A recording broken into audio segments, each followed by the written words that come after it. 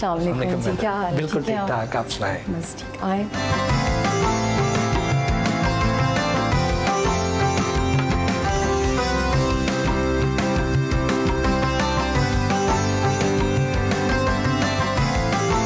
आपके घर में आके तो हमें ऐसे लगा कि जैसे हम कश्मीर में ही आ गए हैं।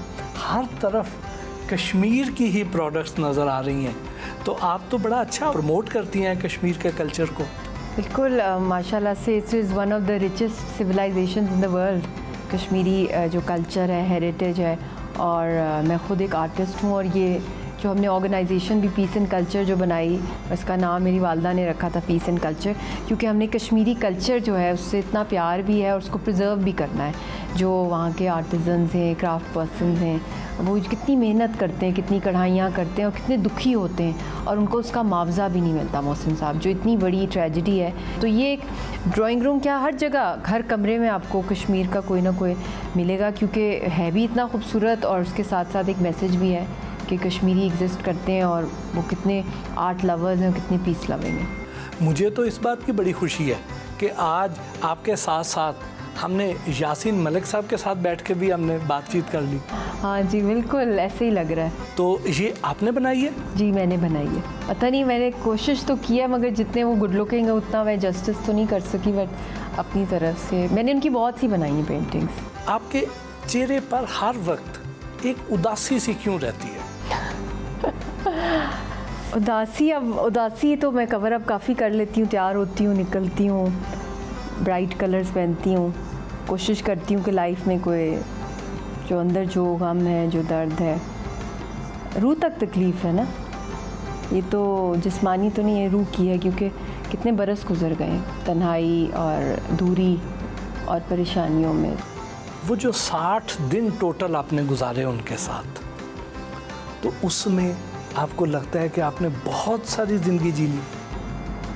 बस ख्वाबों ख्यालों वाली वो मोमेंट्स थे, और बहुत ही वो लविंग है और बहुत ही रोमांटिक और केयरिंग भी बहुत हैं, और उनकी भी ज़िंदगी में ये पहली खुशी आई थी इतने सालों के बाद, डेकेड्स के बाद इनफैक्ट। और फिर हमारी औलाद हुई, क्योंकि आपको पता है इन पे 3rd डिग्री टॉर्चर भी हुआ है।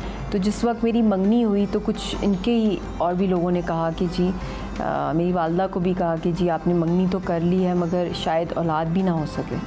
तो मेरी वालदा को सारा क्रेडिट इस बात का जाता है, उन्होंने कहा नहीं, जब हमने हाँ कर दी है तो इंशाल्लाह ताला औलाद भी होगी और हेल्दी भी होगी और खुशियाँ देखेगा यासीन, अल्लाह बहुत खुशियाँ लाएगा दोनों के लिए। तो वही हुआ, आपने बेटी भी देखी है माशाल्लाह से, कितनी वो बिल्कुल एक मिनी यासीन है, उसको हम सब कहते हैं घर के अंदर, और वैसे भी बिल्कुल वही शक्ल है, वही आवाज़, वही स्टाइल। तो बस ये अल्लाह के हाथ में होता है, और बस ये है कि बहुत दूरी हो गई है, बहुत उदास रहते हैं हम, और याद आती है उनकी लॉन्ग ड्राइव्स, उनकी पोइट्री, उनका हंसना, उनका आइडियाज़ जो डिस्कस करते थे। मगर इस वक्त हालात ऐसे हैं कि 5/7 का डेथ सेल, लाइक इंसान को दिन रात रखना कितने महीनों से, कोई मोमेंट नहीं गुजरता जब उनके बारे में हम सोचें ना। आप दोनों की एज में खासा डिफरेंस है जी, तो अंडरस्टैंडिंग कैसी है? मेरे पेरेंट्स का भी काफ़ी एज डिफरेंस था। My father was a professor of economics, फिर वो बॉन यूनिवर्सिटी जर्मनी में थे, फिर पाइट में, फिर कनाडा यूनिवर्सिटी। तो मेरी वालदा मतलब कि उनका ऑलमोस्ट 27 ईयर्स का एज डिफरेंस था, बहुत ज़्यादा, but always like love birds. हालांकि अरेंज मैरिज थी, love from my father side, तो इनका इतना एज डिफरेंस नहीं है, मेरे से 20 का है, 20 ईयर्स का। बट द थिंग इज़ कि I think age does not mean, जब आपकी मेंटल कंपैटिबिलिटी, मैं ये नहीं कह रही कि सब लड़कियां मेरी बात को फॉलो करें, अपनी एज ग्रुप भी बहुत अच्छा होता है, बट मेन चीज़ है कि रिस्पेक्ट और मेंटल कंपैटिबिलिटी होती है। अगर वो हो जाए, आपकी एक सोल कनेक्शन हो जाए, तो आई थिंक आप बहुत से हर्डल्स को क्रॉस कर जाते हैं। आप दोनों में से रोमांटिक कौन ज़्यादा है? यासीन है, बहुत ज़्यादा। मैं बहुत शाय हूँ, मेरा नेचर बहुत ही इंट्रोवर्ट है, और मैं अपनी पेंटिंग्स के थ्रू आई थिंक एक्सप्रेस थोड़ा बहुत कर लेती हूँ, या थोड़ा पोइट्री जो मैं इंग्लिश में खुद करती हूँ। कभी ऐसे हुआ हो कि आप उनसे नाराज़ हुई हो? होता है बहुत दफ़ा, इट्स वेरी नेचुरल। और स्पेशली जितना लॉन्ग डिस्टेंस होता है तो मिस कर रहे हो एक दूसरे को तो फिर लड़ाई भी करते हैं फ़ोन के ऊपर, ये नेचुरल होता है। और वंस यू आर मैरिड तो ये एक ऐसा बॉन्ड है कि इसमें इतनी दूरी अननेचुरल हो जाता है। और फिर आपकी औलाद हो, फिर वो ग्रो अप करी है, वेडिंग एनिवर्सरीज़ कितनी हमारी आई, और ज़बरदस्त लव मैरिज थी उस लिहाज से हमारी कि we were madly in love. और फिर हर वेडिंग एनिवर्सरी पे होना ही नहीं साथ, केक अकेला कट रहा है यहाँ वहाँ उनका कट रहा है, वो भी केक हमेशा काटते हैं, मेरी बर्थडे का, वेडिंग एनिवर्सरी का, रज़िया की सालगिरह का, और उनकी बर्थडे हम सेलिब्रेटेड है। सुना है कि वो वाला हिस्सा जो है वो इस कश्मीर से कहीं ज़्यादा खूबसूरत है, वहाँ का कुछ बताइए, कैसा मौसम है, कैसे फल हैं, कैसे रस्म व रिवाज हैं? बस ये बहुत ही खूबसूरत सवाल है। बस वो एक जन्नत है, अल्लाह की जो एक ऊपर जन्नत है उसकी एक नीचे मेरे ख्याल में एक रेप्लिका होगा। वो ट्यूलिप गार्डन्स, वो सैफ़रॉन की फील्ड्स, ज़ाफ़रान की फील्ड्स, उधर से गुजरें तो उसका कलर ही आपके ऊपर आ जाता है। तो यहाँ ये कारपेट है बिछा हुआ, वहाँ पे जो ग्रास उगता है, जो घास उगता है, वो मखमल से ज़्यादा सॉफ्ट है और इतना एक सुकून होता है उस नेचर का। मगर उसी सुकून के अंदर, उसी जन्नत के अंदर एक दोज़ख है इन बनूस लोगों की। आपका मुस्तकबिल करीब में उधर जाने का कोई प्लान है? अल्लाह करे हालात हों ऐसे कि हमें जाने दिया जाए। और इस वक्त तो मेरा भी नाम इन्होंने NIA में डाल दिया, नेशनल इन्वेस्टिगेशन अथॉरिटी में, जिसके तहत यासीन साहब को इस वक्त तिहाड़ की डेथ सेल में बंद किया हुआ है, आसियान राबी साहिबा को तिहाड़ में, मुसरत आलम को, और भी बहुत से लोगों को। मगर बेटी का जो रिस्क जो उसके साथ जो हुआ पिछले टूर्स के अंदर, ट्रिप्स में, उसको तो मारने पर ही वो थे मुकम्मल। और उनको तो बर्दाश्त ही नहीं था कि यासीन साहब के यहाँ औलाद हो गया, वो भी मतलब उन्होंने एक माशाल्लाह एक हेल्दी बच्चा पैदा हुआ है। ऐसा मौका आया कि कश्मीर आज़ाद हो जाए तो आप यहाँ रहेंगी, वहाँ रहेंगी? वहाँ रहेंगे, और ये भी अपना घर है, अपना वतन है। मगर अल्लाह करे कि वो दिन आए कि ये जो आर्टिफिशियल दीवारें, ये जो लाइन ऑफ कंट्रोल या जो कुछ रुकावटें हैं, ये सारी रास्ते खुल जाएं और आपस में सब लोग मिलें एक दूसरे से।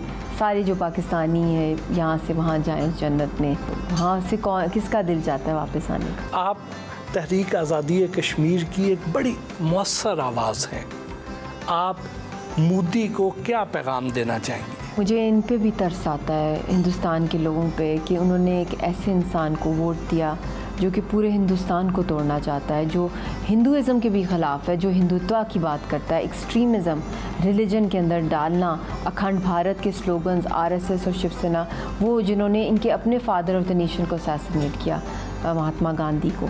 तो ये बहुत ही ख़तरनाक मोड़ पर है इस वक्त जो हिंदुस्तान है, और क्लिफ हैंगर मोमेंट है जो हिंदुस्तान और पाकिस्तान के बीच में जो हॉस्टिलिटीज़ हिंदुस्तान ने पैदा की हैं, और जो कश्मीरियों को एक दूसरा महीना आ गया है, भूख और प्यास से एक पूरी कौम को ख़त्म कर देना, एक्सटिंक्ट कर देना, इतनी बड़ा ये जेनोसाइड का भी जेनोसाइड है, ये हॉलोकॉस्ट है, और तारीख कभी माफ़ नहीं करेगी।